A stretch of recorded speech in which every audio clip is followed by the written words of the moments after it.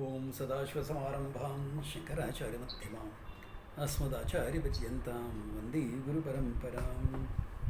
Okay, we did up to the 11th verse last time. Any questions, clarifications? Or fine to go ahead? Okay. Perfect. All right. Now, if you notice from this 11th verse onwards, he will refer to 3 or 4 other Upanishads to show that we are all talking about the same thing. Now, how does this happen? Because remember, the Karika came much later than the Upanishads. Okay. Karika is just before Shankara, which could be anywhere 8th century to 1st BC. Because Shankara's date itself is not definite, okay? Because there is a theory that there was a great Acharya in Sringeri called Abhinavagupta. He was also Shankaracharya of Sringeri Pita. So a lot of his life and Adi Shankara's life got mixed up date-wise. So that's why they put it at 8th century. Whereas if you look at the list of Guru Sishya Parampara available in Kanchi, it goes back to 1st century BC. So Shankara could have been as far back as 1st century BC also. Okay. So anyway, even if it is 1st century BC, it's long after the other Upanishads have come. So naturally the Karikakara can quote different Upanishads to show. Like in the last 11th verse, he quoted the Taittiriya. Okay. Now in the 12th, let's look at that. द्वयोर्द्वयोर् मधुज्ञाने परं ब्रह्म प्रकाशितं पृथिव्याम् उदरे चैव यथाकाशः प्रकाशितः. Now he is saying Madhu Brahmana. Madhu Brahmana is in Brihadaranyaka. Okay. Where he says, there also he says, the reality, Brahman, is presented as Madhu. Madhu meaning nectar, honey, nectar. Why? Ananda Surupatvat. Like how you have in other Upanishads, Raso, Vaisaha, etc. South Indians will be very happy hearing it. Rasam. I don't think there is a single South Indian who doesn't enjoy rasam. I am the exception, okay? I don't enjoy it. Jokes apart. So, raso vaisa. Similarly, here in Madhu Brahmana, it is madhu, nothing but nectar itself. This is a way of presentation. So, again, in terms of duality, you have presented it. Okay. Prithivya mudare cheva yata akasha prakashata. It's in the deepest bowels of the earth, what that akasha that is there, and the akasha that is everywhere is the same. Again he says that there. So that is another example. What is he trying to do here by all the different quotes? To show that the same truth is revealed in all the Upanishads. The focus is that, nothing else. Okay. So Madhu Brahmana. Okay. Yeah. Akasha prakashitah. So Prithvivyam udare chaiva akasha eva prakashitah. Okay, that is fun. Okay. Then you remember there's a Shadlinga Vichara. I've done that with you all. A sixfold analysis for determining meaning the Tatparya. To come to the understanding what is the Tatparya. One of them was Arthavada, praise or criticism. One of the signs, okay, was, of course, just to quickly revise it also is not a bad idea. What is the first one people remember? Upakrama, Upasamhara. Upakrama, Beginning and Upasamhara. end or something. Yeah. How you began and how you ended. It has to be in harmony. You can't say there are two things in the world and then say there's only one non-duality. You are negating your original statement. Whereas look at how the Upanishad presents it. Sadeva Somyadam Asit. All that is there only existence, awareness. Then he says that Atma is you because there is only one existence. So beginning and ending are in harmony. Okay, that is one. Another one, Abhyasa. Abhyasa, repetition. It cannot be a stray statement. That's why he is quoting all the Upanishads to say Abhyasa and all the Upanishads is the same. Yes. Another one, Apurvata. Apurvata, uniqueness. What you get from this, you need not get from any other discipline of knowledge. What one pramana can give you, another pramana cannot give you. What your sight can give you, your hearing cannot give you. So, uniqueness of the pramana. So, what the Upanishad can give you, only the Upanishads can give you. The book on physics cannot give that to you. Okay, so uniqueness, apurvata. What else? Phalam. Phalam. Arthavada. It has to be, And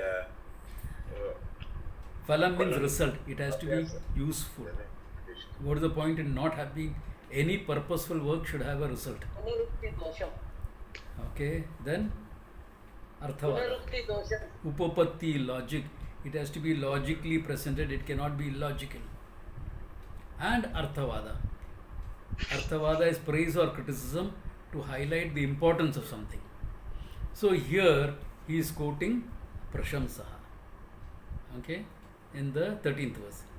He is saying, Jitvatmanoho ananyatvam abhedena prashasyate nanatvam nindete yach tadevam hi samanjasam. Tadeva hi samanjasam. This is the proper thing. What is that? Jivatmanoho ananyatvam. Jivatmanoho ananyatvam. Abhedena prashasyate. As abheda, as one, prashasyate. As non-dual, is praised. Whereas nanatvam nintite yach. Now, where are those statements? Okay. Brihadananda there is one ekamevi sat, etc. Okay. Then dvaitadhi bhayam bhavati. Duality means a sense of insecurity comes on. Yat udaram antaram kurte atatasya bhayam bhavati. Even if a slight difference is created, then you will get fear, insecurity, etc. Okay. Then mrityoho mrityam gacchati ya nana eva pashyati. You will go from death to death if you see the duality. So all this shows what? The negation of the praise of non-duality and the criticism of duality. So to show what? The tatparya of the Upanishads is in ekatva. Okay. Then oneness, not anything else. Alright. This is a simple quotation. Okay, the verses, there's nothing much to say. Because what you praise is where your heart is. No? What you praise is where your heart is.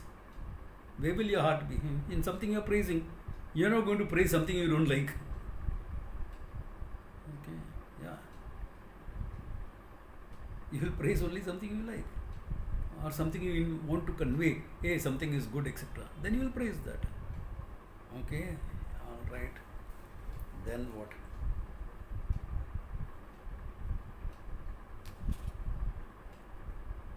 But he says, now the doubt comes up. The Upanishad talks about creation. That means what? It accepts a duality. Tasmat Atmana Akasha Sambhutaha, Akashat Vayor, etc. The whole process of creation is given. Panchabhutas, etc. Then their Panchikaranam. Elaborately described Panchikaranam, their permutation, combination. Then from each of them, what all organs have evolved. See, we only talk about 5 organs, etc. But if you are looking at it elaborately, Even your skin, bones, etc. it talks about. Okay? So all this it talks about. That means what? It talks about duality also, no? There must be some truth in it. After all, a pramana is talking about it. Okay? So that point he handles in the next verse. Jivatmanaha pratakvam yad pragutpayate prakashitam bhavishyad vrittya gaunam tam akhyam hina yujyate. Jivatmanaha pratakvam. The nanatvam of the jivas, etc. Because of theory of creation. Pragutpattehe prakashitam. Earlier, when he is talking about creation, etc., prakashitam, it has been said, what is that meant for? Bhavishyad vrittya. What is going to say later? Like, look at Taittiriya where it says it. It talks about Satyam Jnanam Anantam Brahman, non-duality. Okay, yo veda nihitam guhayam, so ashnute sarvan kaman saha. Clear cut, it talks about that. Okay. Then what else does it talk about? Then it talks about the creation. Tasmat etasmat atmanaha akashadi sambhutaha. Alright. Then what? From akasha vayu agni apa prithvi prithvibhya oshadibhyo annam. From plant life came food. Okay. Then Savaisha Purusha Annarasamaya. This body which is Annarasamaya. Then Anyontratma Pranamaya Anyontratma. Then what is it finally end up with? Ananda Atmeti Brahma Pucham Pratishtam. So it started with Brahman, talked about the whole creation, came back to what? Brahman. So the theory of creation is what? Not to establish a creation, but to prove it's all come from one source and it's going back to the same source without any change. So all that is there is one non-dual Brahman alone. So the purpose of the theory of creation is to prove Advaitam, not to prove Dvaitam. Because you have to look at intent. Because once you have presented Brahman as Anantam,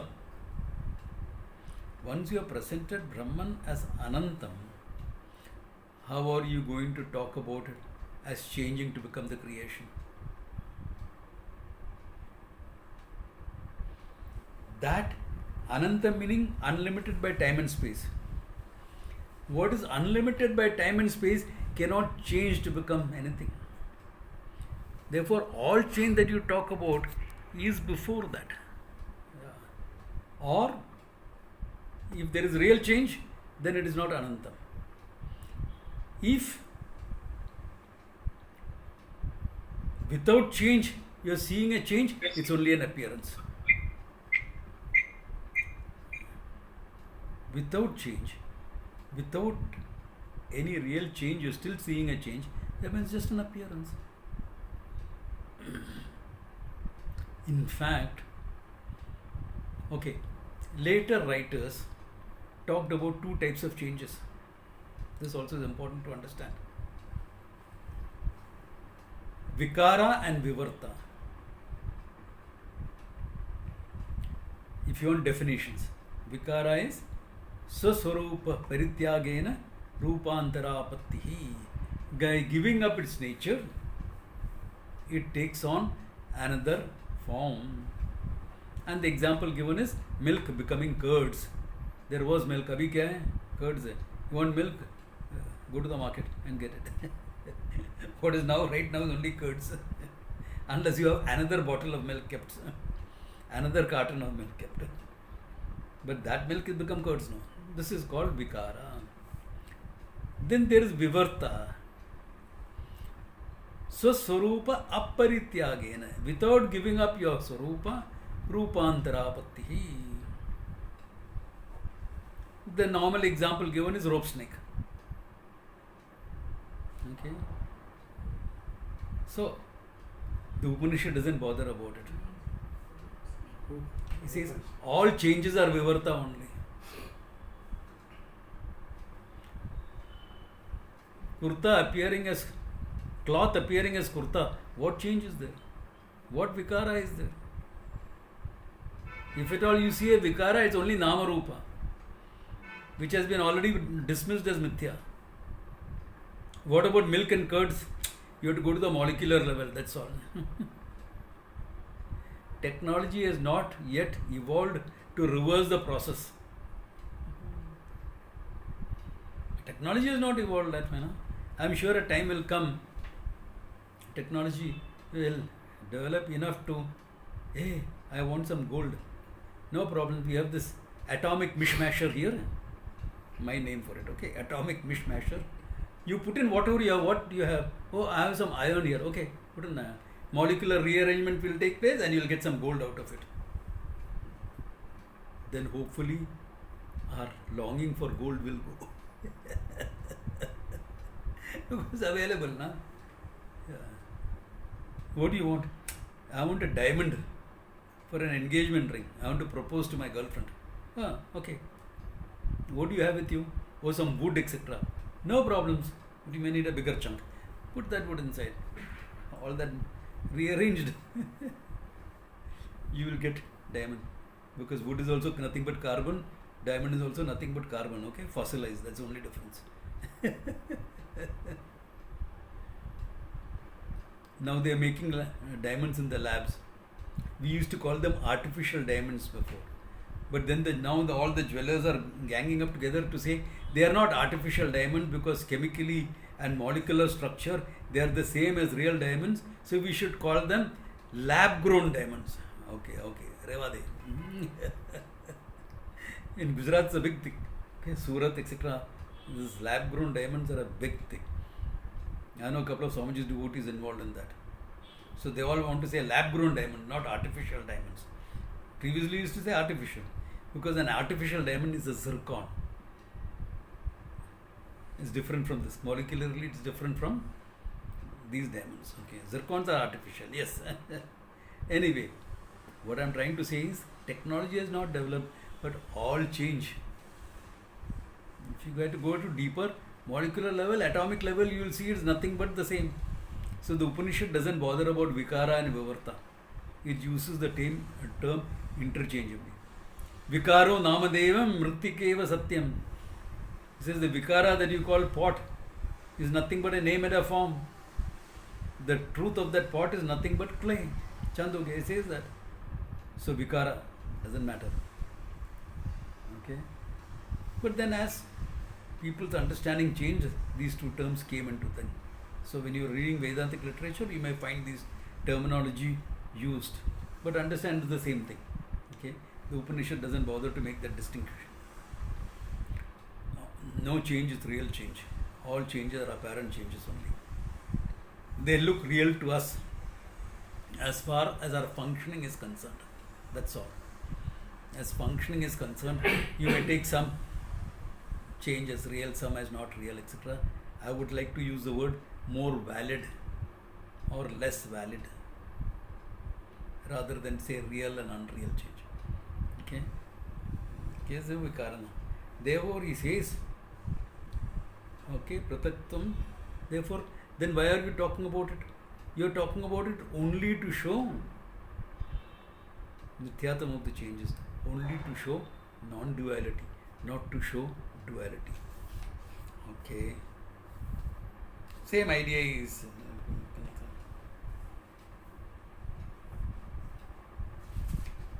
then he says Min loha vispilinga dyehi srishtiya chodita anyatha upayaha so avataraya nasti veda katanchana. Mandukya Upanishad. Vispulinga, etc. Like sparks from a fire, etc. Loha, etc. How the iron, okay, iron manifests as different instruments, etc. All of them, okay. All of them is what? Sistriya chodita anyata. where Srishti is presented. Upayaha te avataraya. This is a very important statement he makes. There are different ways of presentation. Hundreds of things can be used. All of them are what? Upayaha te avataraya. Upayas means for you to understand or to make you understand. Avataraya. Upaya te avataraya. Nasti vedaha katanchana. Nasti vedaha katanchana. That means what? Tomorrow you will use a scientific example. Like very often I do. Nama Rupa, etc. Does it change Vedanta? Upayaha te avataraya. You can use any logic. Later on you will find, in fact, previously also he has said,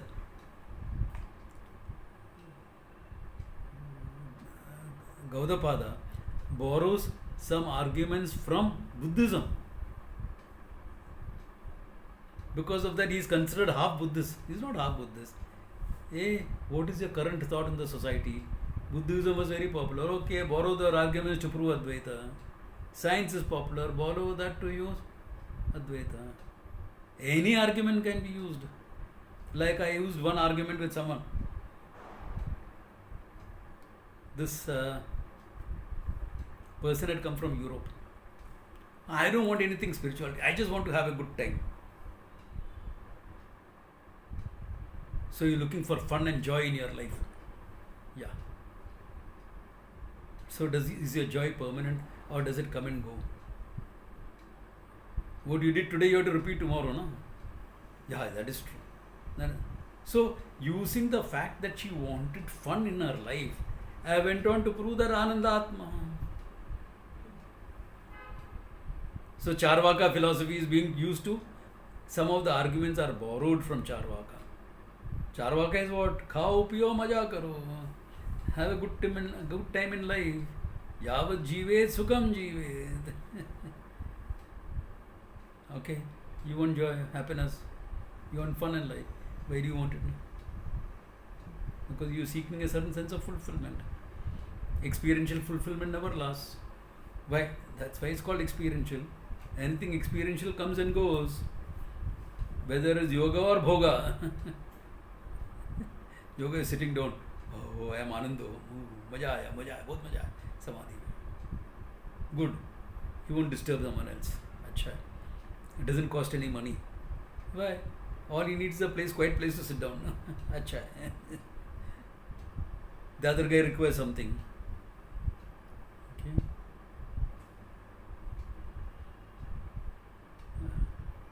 He needs some music, he needs some drinks, he needs some dancing, he needs something. Whatever you need to give you joy, whatever things you would think will give you joy. The same thing doesn't give everyone joy anyway. No?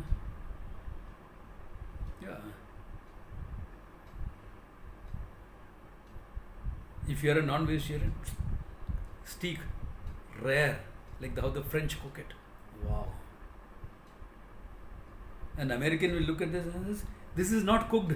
Please cook it properly and get it for me.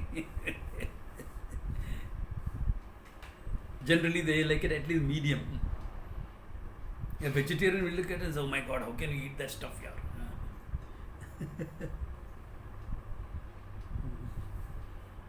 See how he's enjoying it?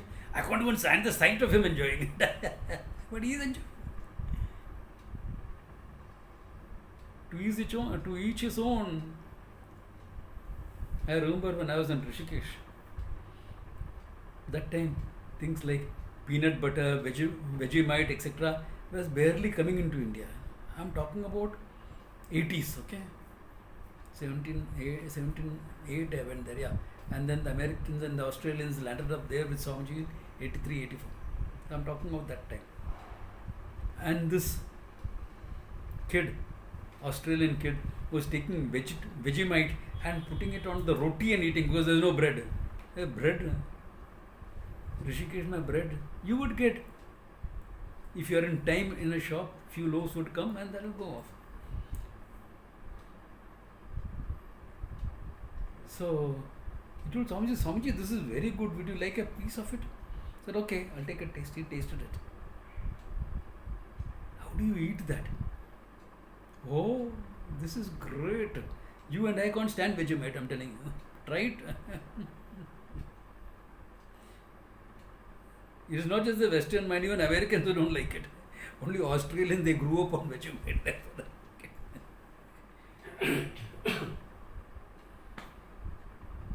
What gives joy is different. Therefore, now you use that joy to come to Ananda. What do you want? Joy without beginning and end, and this, which is non-experiential, all that sense of fullness, etc. So, you can use Charvakas to come, you can use Sankhya to come, you can use science to come. Upaya avataraya. Depending upon the champions sitting in front of you. What is it that they can understand? Yeah, upaya. This is the teacher understanding what the student requires and putting it in those terms. That's why if most of you have come through a few Upanishads with me. Look at Mandukya Upanishad, for example. Who is the student in Mandukya Upanishad? You may not remember the name, that's okay. Okay. But it's a very mature person, right? Shonaka. Samanaka, exactly. Very mature. Mahashalaha, etc. Been there, done that.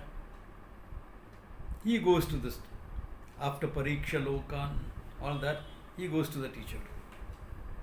And the teacher teaches him straight. Why? A mature guy has come. His commitment, etc. is clear. He has seen life.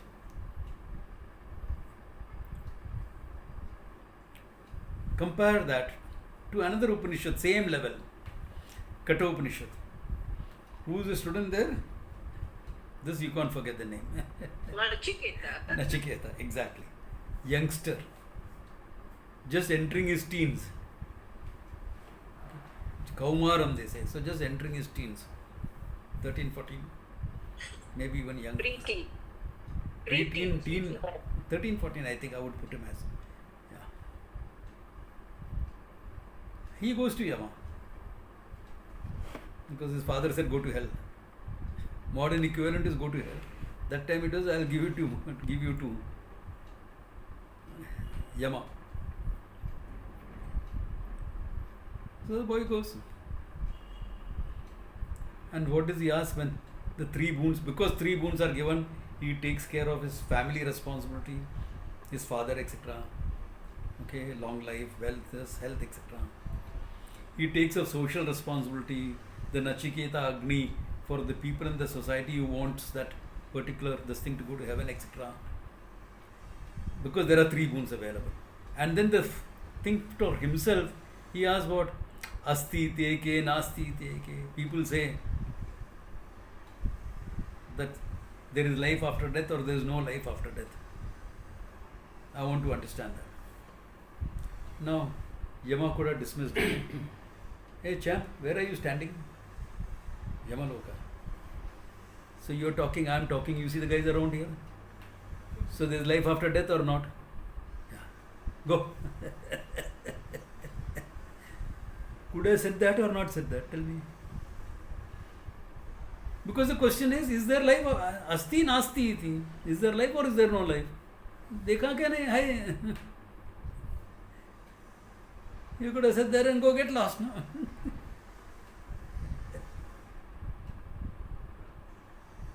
Now look at how Upayaha Avataraya comes here. He recognizes that the boy is not really asking whether there is life after death. He is asking for something more than that.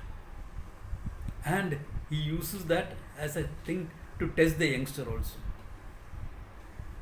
Hey, ask for anything else you want, Baba. Power and pelf and enjoyment. Kama bhajam bhajami. I'll give you everything that you like to enjoy. Even the gods found this difficult to understand. Oh, don't ask for this. And Nachiketa says, because the gods also find it difficult, I am coming to ask for that. Now that could also have been dismissed as enthusiasm. He wants to know what even the gods doesn't know. So Yama tempts him further. This chariot, this horses, this so on, this.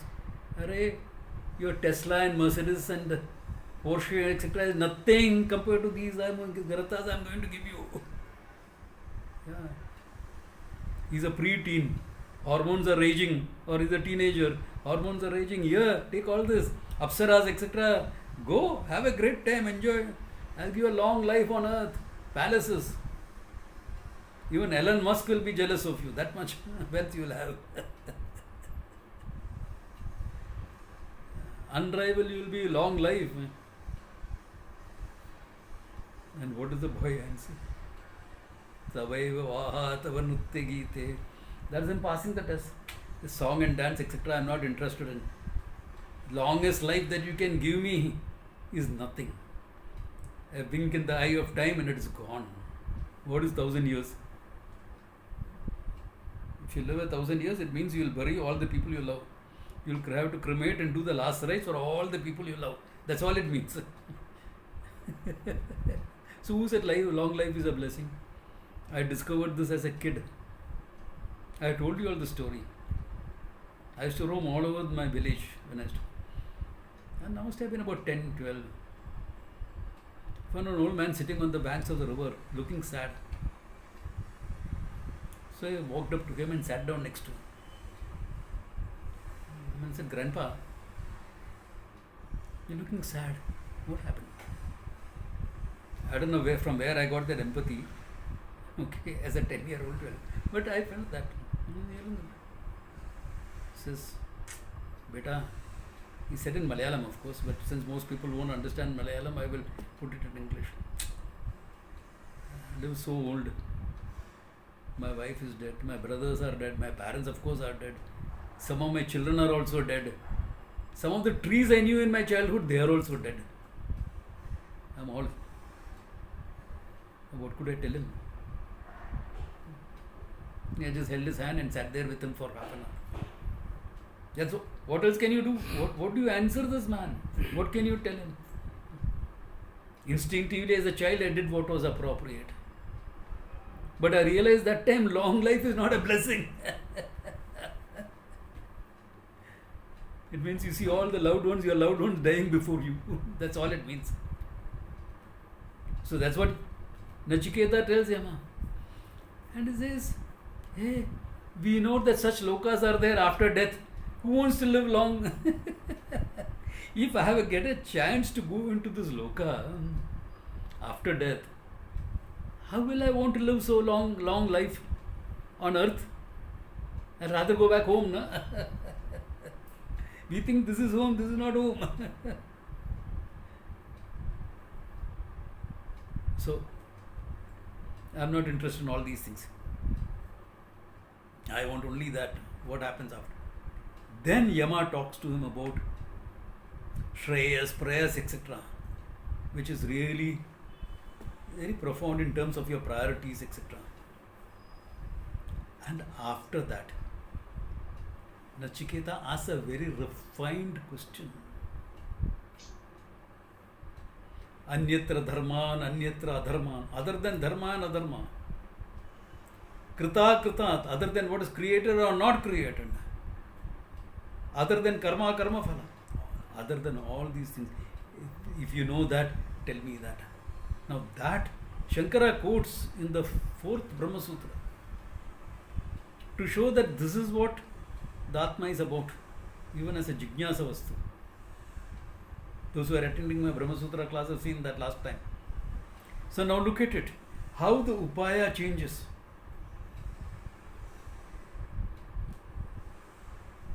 All this, there is no point talking about to Shaunaka.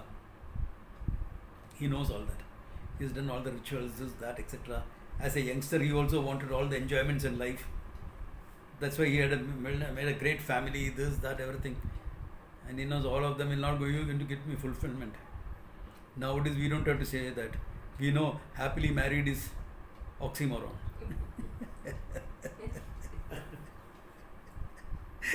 We know that. Yeah, from our own experience, we know that we don't have to be told. So even Shaunaka knew that you don't have to say all that thing. It's fine, you get some things. Managing life, that's good. Companionship, that's good, nice, acha. Nothing more than that. You know that. So Shaunaka knew that. So he didn't. All this didn't have to be told to him. But to Nachiketa, teenage, just entering his teens, it's not yet started shaving, but he wants to know the truth. The Jignasa is there, Vairagya is there, commitment is there. He has proved all of that. Jignasa, Vairagya, commitment. And he's a teenager. Hormones are raging. He knows what it's all about. Remember those days people matured out earlier. By 16, 18 they were married. No? Yeah. So he knows what it is all about. Yeah. But he has a Vairagya enough. Yeah. He won't fall for a pretty face or a beautiful body. He has seen all the Apsaras. He says, no, keep them on. That Vairagya is there. Okay. And smartness also there. Wealth, long life, prosperity, etc. will naturally be mine. Why? Because the punya of seeing you. So when I go back, all that will be naturally mine. You're not going to send me back to earth to take me the very next year, are you? Then I might as well stay here now. Because in the first boon he had asked, when I go back, let my father be happy with me, not fear me as a ghost. So he has made it all clear. He's very smart. But you needed all these upayas to make him refine his question. Astitya nastitya ek could have been dismissed. आया ना इधर यमलोक में देखा हाँ चल है अभी there is life after death. No, get lost. You got your answer. But no, Yama understood the intention behind that question, the purpose behind that question. Also felt the need to check out his adhikaritva. After that, fine, walk in, no problems. Then the whole teaching takes place after that. Can you see how the upaya will change? Understand? These are the methodology of presenting something. That's why when you talk to your friend, sometimes it doesn't work at all. When you try to, you are enthusiastic about what you learn in the class and you want to share it, it doesn't work. Why it doesn't work?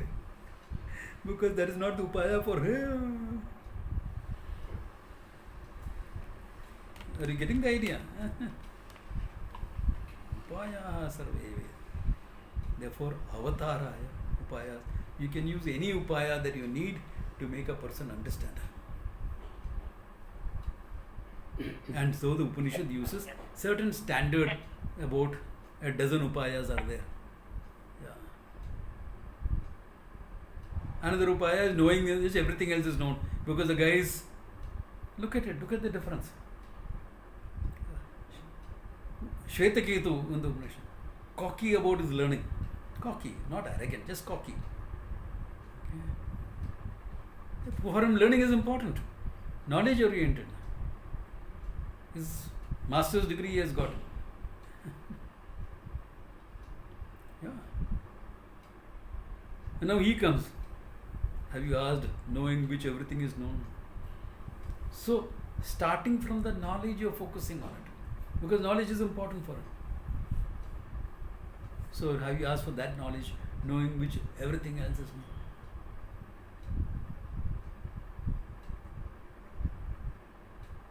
As a cocky youngster, again he's a youngster, just graduated out.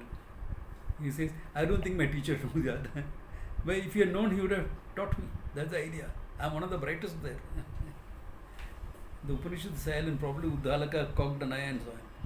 Hey, what did I ask? Is there something like that? Then Uddalaka gives a few examples. all the cockiness goes off. Adi Devo Brahma. Please teach me that. Upaya.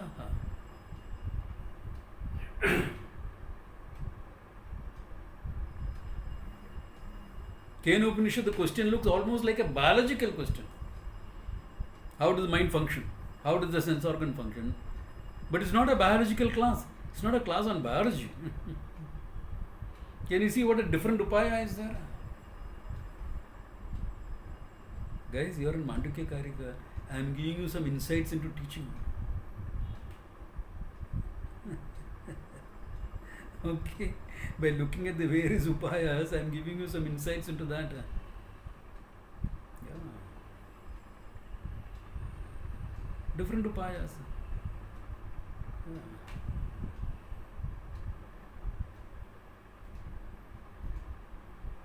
Or you come from a relationship angle. Because relationships are not important for you. Atmanastu kamaya sarvam priyam bhavati. It's not for the sake of the wife that the wife is loved, but for the husband's sake, because the wife, in the presence of the wife, the husband feels happy. Therefore, what you love is the ananda. Vice versa, is not for the sake of the husband that the husband is loved, but for my sake, woman's sake. So, from the point of relationship, look at the upaya there. Because probably the person there, the relationships was important. She was a loving, nurturing person. So, from her standpoint, the whole thing starts. Upaya sarvaivete. Can you get it?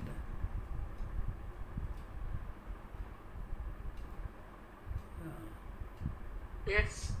From self-identity it starts. Identity. Indra and Virochana both going to Brahmaji to learn. Who's the Atma? Who's the person you see is the Atma? Body. Identification. From the body identification starts. So both of them say thank you and go.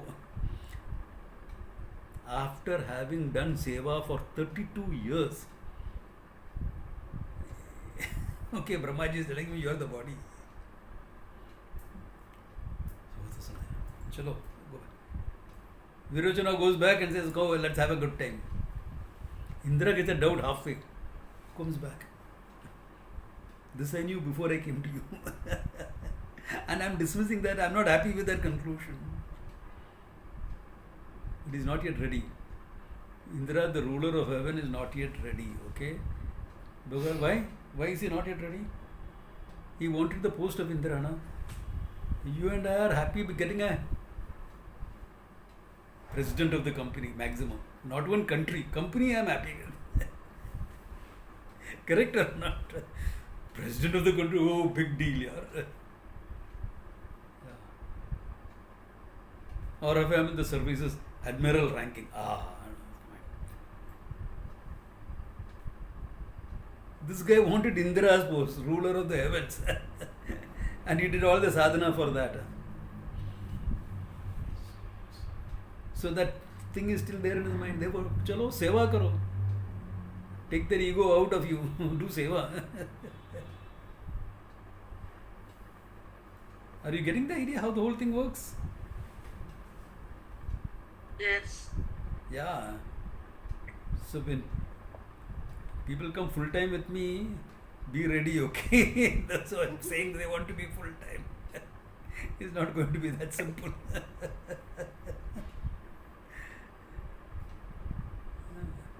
I'm modern, I'm contemporary, everything. That I can also be very demanding and tough. Okay.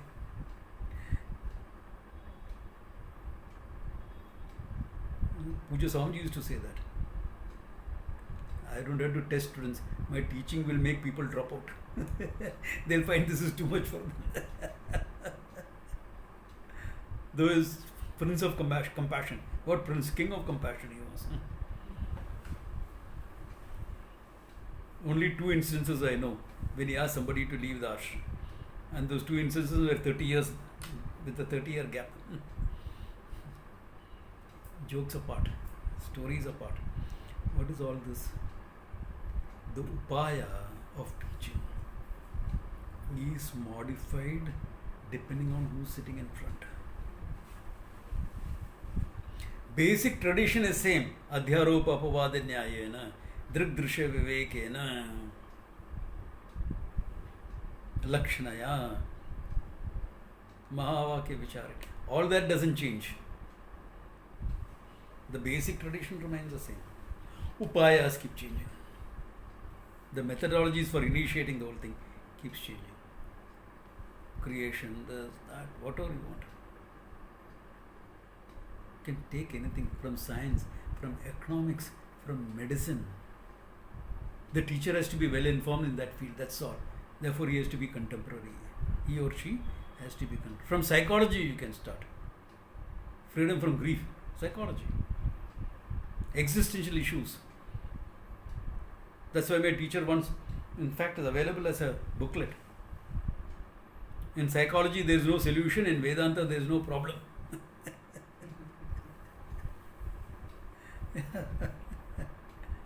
Where do you want to start? No problems. If the teacher is well informed enough, no problems. And upayas can keep changing. Supposing the teacher is not that well informed of the world, then he may use traditional upayas. You have to adjust to that. But Adhyaropa Apavada will not change. Drigdrishya Viveka will not change. Avastatra Viveka will not change. Ishvara unfoldment will not change. Sakshi Bhavam will not change. All this will be constant. That the core of the tradition will be constant. Upayas, arguments is that. It depends on how contemporary you are or you are not contemporary. That's okay. You are going to learn, na? The teacher adjusts to you or you adjust to the teacher. He's a very boring teacher. The teacher is supposed to be an entertainer or what?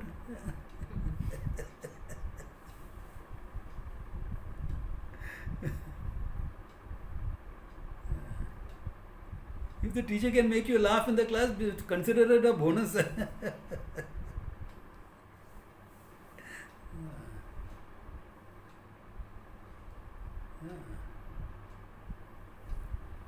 Can come from communication, can come from upayas, can come from anywhere.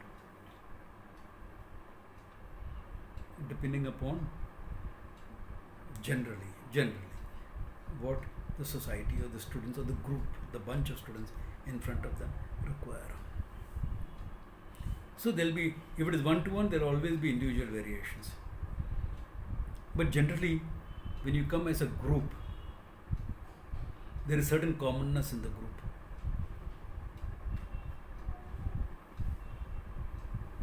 Like in all of the seekers who come today, certain commonness there. In spite of diverse backgrounds, you will find certain commonness.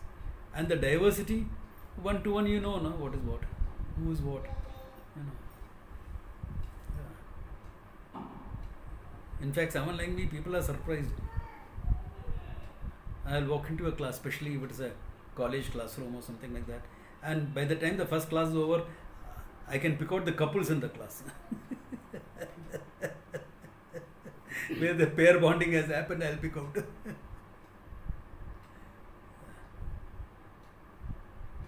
Before they join an ashram, I know who will get involved where with whom. Because you're seen in hundreds and thousands of students, and you are totally available for the person, you are totally there with the person and talking to them. You're not trying to push your thing, you're there for the person. Then you know all these things. That's how you develop upayas. But sometimes you cut a short. I know, because what little you said, I already understood what is necessary. So I won't, like a therapist, say, okay, tell me more about that. Oh, that must have been very disturbing. How did you come to that conclusion? I don't have to say all these things because I'm seeing it very clearly in front of me. As a therapist, you have to see all these things. That's the right thing to do. Okay. Sometimes I also say, because the person needs some validation.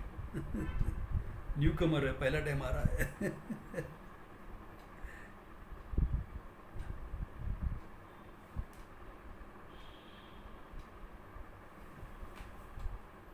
Are you understanding what? Not what I am saying, what Gaudapada is saying. Okay, I am only elaborating what Gaudapada said. Upayaha eve. And he also quoted different Upanishads, isn't it? All this is the same thing. He is trying to show how every Upanishad is trying to say the same thing. Alright. Then one more point he makes, which we will touch upon today. Ashramaha trividaha hina madhyotkrishta drishtaya upasana upadishteyam tadartham anukampaya. Now, what about all the different meditations, rituals, etc. mentioned in the Veda? They are also pramana. No? How can you be dismissive of them?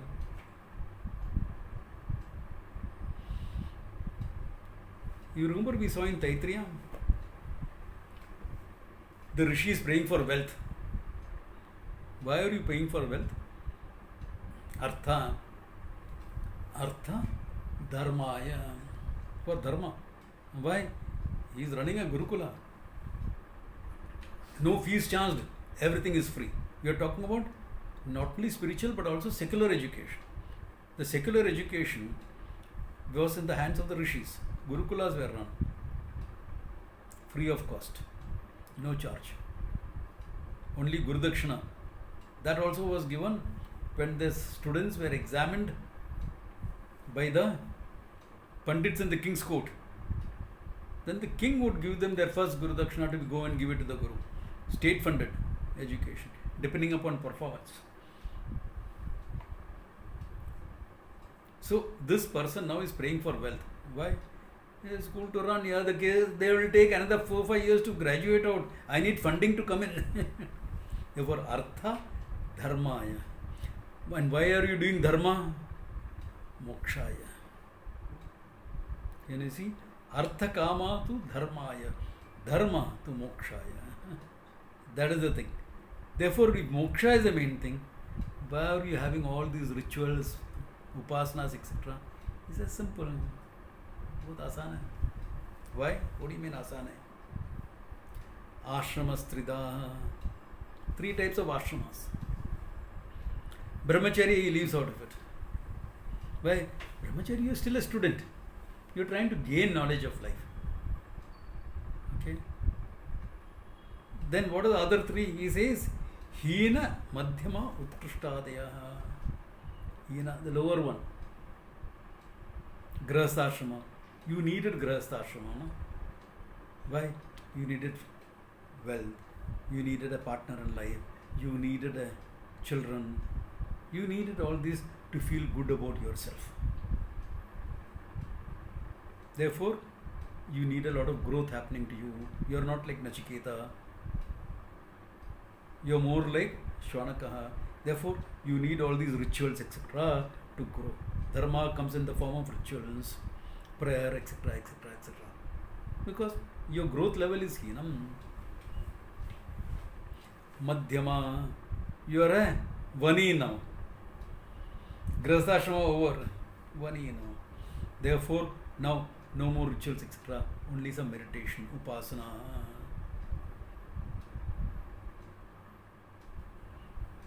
Vani is also over. Sannyasi now. Utkrishtaha, direct teaching, Nididhyasana, nothing else. If you are following the stages in life, if you are ready, you will skip stages.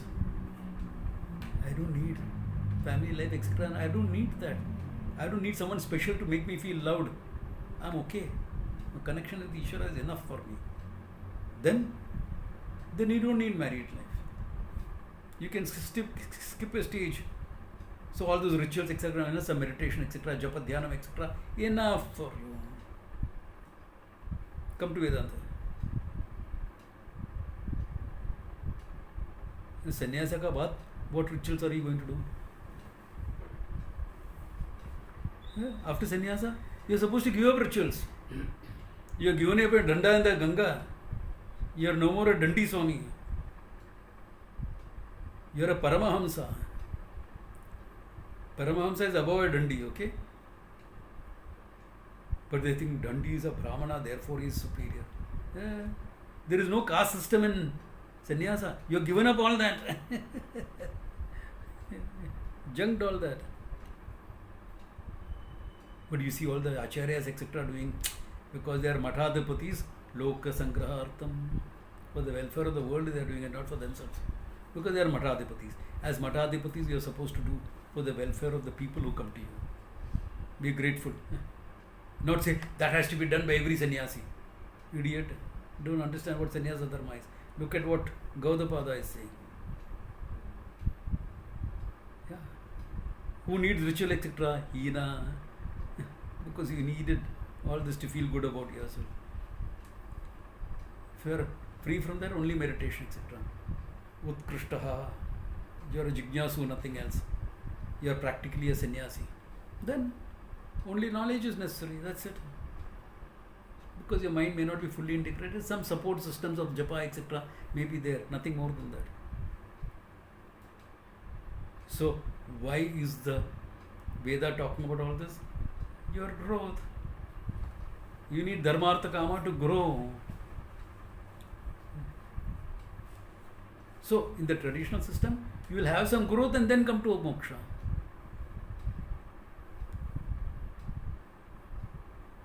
So isn't that the correct thing to do? First brahmacharya, then grahastha, then vani, then sannyasa. The same Upanishad that presents it in this manner, in the same section it says, yad ahareva vrajet, tad ahareva pravarjayat. The moment you have that vairagya, that day you can walk out.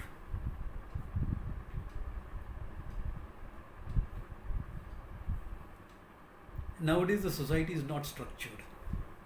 Therefore, people walk out whenever they feel like it to study, but they may not always be ready for that. Okay, that's why many people come to me. Swamiji, your ashram is going to start in 2 years' time.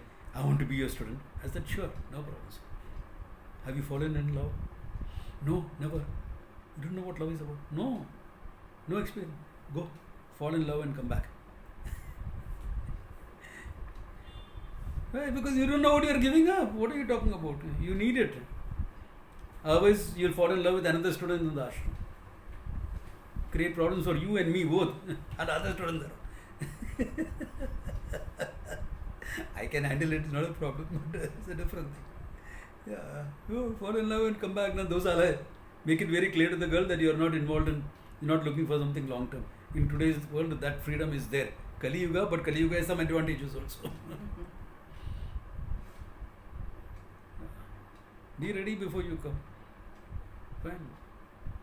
Why do I say that? Because you need people who are ready. Yeah. And sometimes each person in the ashram may be given a different sadhana also. Why? Because it's individualistic. Now what do you need to grow? There are certain general. Shravana, Manana, Nididhyasanam, some Japa Dhyanam, this much is general. Then variation is different. Variation is different. Yeah, there will be different variations coming in because different people have different levels of growth, different things, what they require in their mind. Yeah. One person may be told, hey, go, do some seva. You need a lot of seva for your growth. Never worked anywhere properly, go, take up some committed work. Another person, you've been running around too much, characters, like a headless chicken. Go, sit down. Yeah, different. General rule in the ashram when we were students was nobody steps out of the ashram except for a walk in the park, deer park next door. That's it. For me, it is the other way around. No, go get this thing done and come, go get that thing done. Because the ashram needed certain things to be done, and for me, it didn't make a difference whether I was in the ashram or outside. Swamiji recognized that. Going out is not a distraction for me. Going out is something that need to be done. Okay, so go. So that rule was not applicable to me. And people used to envy me for that. You're getting a time to go. I said, I don't want to go. But because things have to be done, I'm going. I sail around the world and come. Why do you want to go into the town now?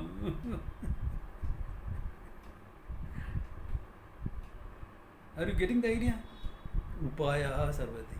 And the sadhana will depend upon whose needs what. Think about it. We have covered a whole topic. More of this we will see in next class. Okay. Does one's customized sadhana? Yeah. Not necessarily. It may be in harmony, it may be opposed. It depends on what the person needs. But stepping out of comfort zone is necessary for everyone. Some said stepping out of comfort zone is necessary. Yeah. That is called tapas. Yeah. More of this next time. Okay. Om Tat Sat.